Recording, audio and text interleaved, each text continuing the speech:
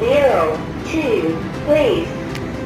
तो बहुत सारे ऑप्शन है इसमें, आगे का नंबर भी डायल कर सकते हैं, पीछे की भी कर सकते हैं, बीच का भी नंबर कर सकते हैं। और इसे रीसेट करना चाहें तो इसमें ये जो बटन दिया हुआ है F2 कैसे दबाएंगे, प्रेस करेंगे तो ये दोबारा 0 पर आ जाता है। ये देखें F2 का बटन मैं दबाऊंगा तो स्क्रीन जो है 2 नंबर चल रहा था तो वो जनाब 0 पर दोबारा आएगा, दोबारा भी 1 से शुरू होगा। ये रीसेट हो गया है। Number 000, please.